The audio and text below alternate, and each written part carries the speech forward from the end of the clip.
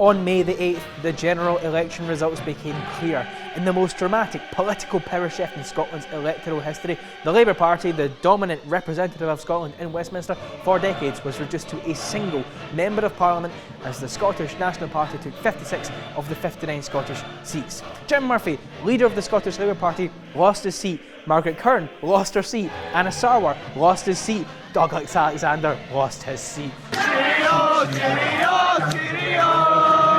Change swept across the UK as, following the defeat of the Labour Party, Ed Miliband resigned.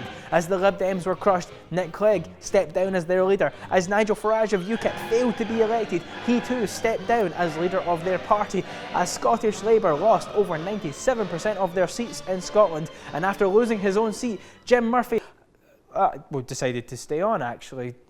Scotland's political map has changed drastically. The faces of those involved in the system are rapidly changing, and I had just started to learn all their damn names. We've gone from here to here. But many in Scotland faced mixed feelings on the morning of the 8th of May. While many were celebrating an incredible success by the SNP, we also face a majority Conservative government for the next 5 years. The Tories wasted no time in beginning to discuss policy that they had previously failed to implement thanks to the coalition with the Lib Dems. A move to legalise fox hunting again. Another to cut a scheme to get disabled people into work. The draft Communications Data Bill, which forces British internet service providers to keep massive amounts of data on their customers and to make it available to the government. And finally, a bill that will allow government representatives to come round to everyone's houses and literally rub salt into the wounds. But hey, at least Sports Direct are happy. Their shares rose in value by 5% as news broke, mainly because they are responsible for a fifth of all zero-hour contracts in the UK, and the threat of an increased minimum wage and zero-hour contracts being scrapped had kept the markets uneasy. Glad to see that the 1% have already started benefiting from the Conservative government at the expense of literally everyone else almost immediately. Still, I will always have this picture of Al Murray's face as Nigel Farage loses to keep me happy. It wasn't long until accusations started flying that the Conservatives managing to gain power was in fact entirely Scotland's fault. This most likely came from the Labour Party's poor vote SNP get Tory strategy in the run-up to the election. But were they right? No. If everyone in Scotland had voted for the Labour Party, the Conservatives would still have had a majority, giving Labour 288 seats compared to the Conservatives' 331. We didn't get a Conservative government because people voted SNP here. We got it because people voted Conservative here.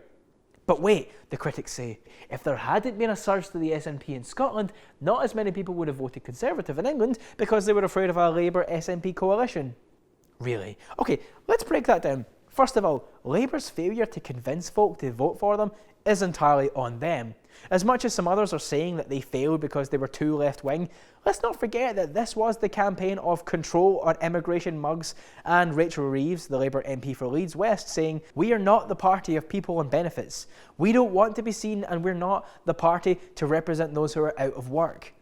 Labour failed because they didn't seem to represent anyone.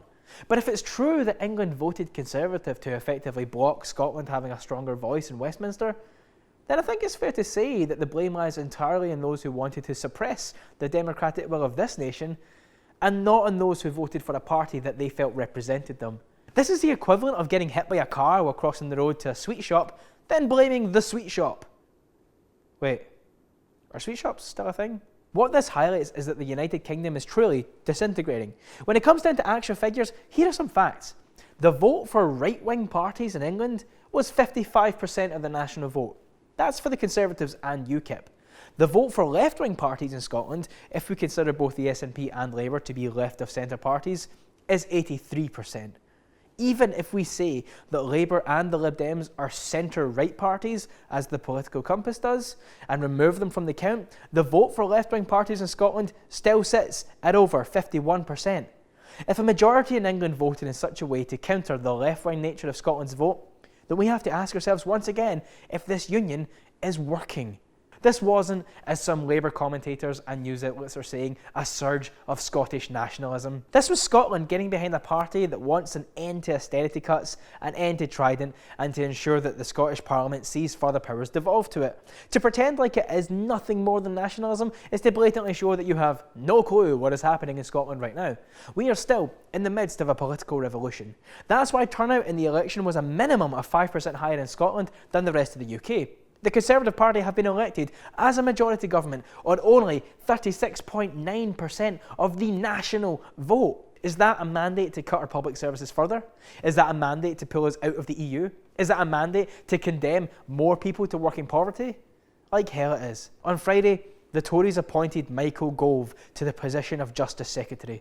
This is a man who said there should be no public inquiry into the paedophile rings in Westminster after over 100 Home Office files relating to historic claims of child abuse had just gone missing. This is a man who wanted to reintroduce hanging back in 1998.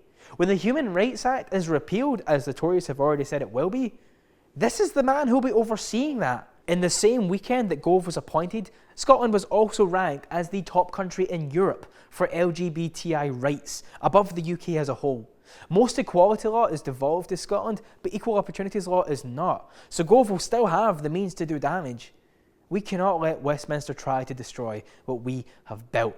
We have had one day of the Tories as a majority government, and already there have been protests on the streets in London by people who know that we cannot survive another 5 years. The protests were so poorly covered by media outlets as it happened that only people on social media had any idea of what was happening. It's almost as if we need some kind of new, independent, alternative media.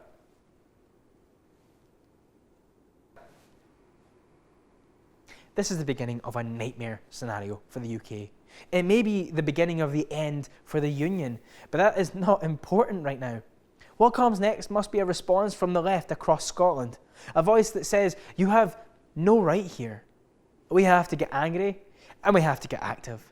63% of voters in the UK did not vote for David Cameron. If anything good can come from this, I hope it is that we can take a very serious look at electoral reform, which I'll be talking about more next week on Left Scotland. But that is everything for this week. Please do like, share, subscribe and follow on Facebook and Twitter. We need strong, independent media now more than ever. That's why I'm fundraising to bring you these shows and a whole lot more for a solid 6 months. You can find out more about the fundraiser below and all of the awesome perks that you'll get if you donate. And should you still be convinced that David Cameron is thinking about anyone other than himself right now? And that's why I think this election is so important. And that's why whatever your views and whichever party you support, please make sure you do vote on May the 7th. This is a real career-defining, country-defining election that we face in less than a week's time.